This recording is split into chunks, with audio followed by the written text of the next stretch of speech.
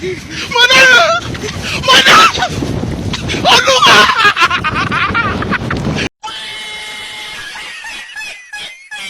A few moments later.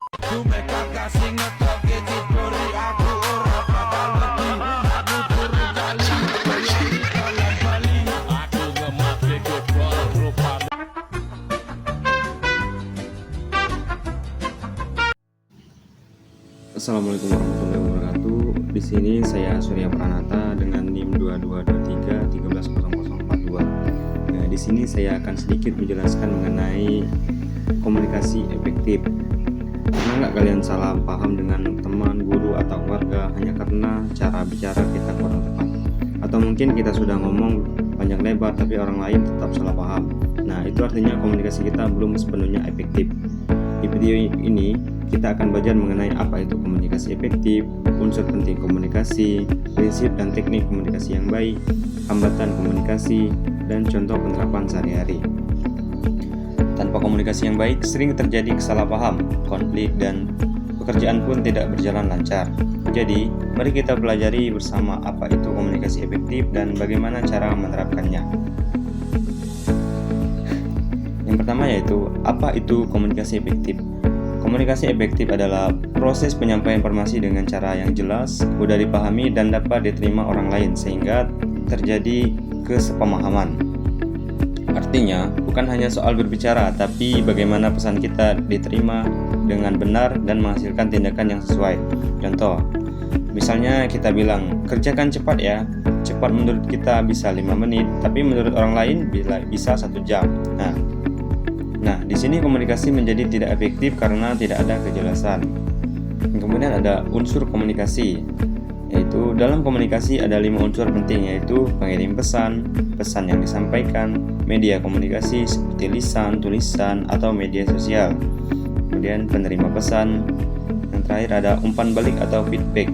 Kalau salah satu unsur tidak berjalan, maka komunikasi bisa gagal. Contoh singkatnya itu saat guru memberikan tugas melalui grup WhatsApp, lalu kita tidak membaca pesan sehingga hari berikutnya itu menyebabkan informasi tidak sampai dan akhirnya terjadi miskomunikasi. Kemudian ada prinsip komunikasi efektif, yaitu ada untuk bisa berkomunikasi efektif kita perlu menerapkan beberapa prinsip. Yang pertama yaitu kejelasan, yaitu hindari berbicara bertele-tele, gunakan bahasa yang mudah dipahami. Kedua yaitu mendengar aktif.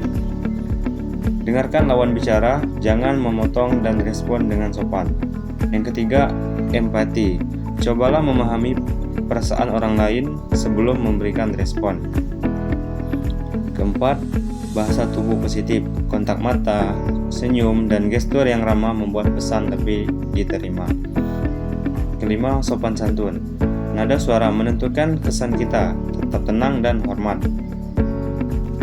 Kemudian yang keempat ada hambatan komunikasi, yaitu terkadang komunikasi terhambat karena yang pertama ada gangguan suara atau lingkungan, kemudian emosi seperti marah atau panik, kemudian ada perbedaan bahasa atau pemahaman, yang terakhir ada teknologi, misalnya sinyal internet buruk.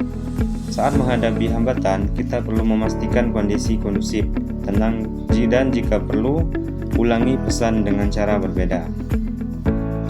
Yang lima ada contoh penerapan nyata, yaitu dalam kehidupan sehari-hari komunikasi efektif dapat diterapkan dengan yaitu bertanya bila tidak paham, memberikan feedback positif, menghargai pendapat orang lain, tidak memotong pembicaraan, dan memberi klarifikasi.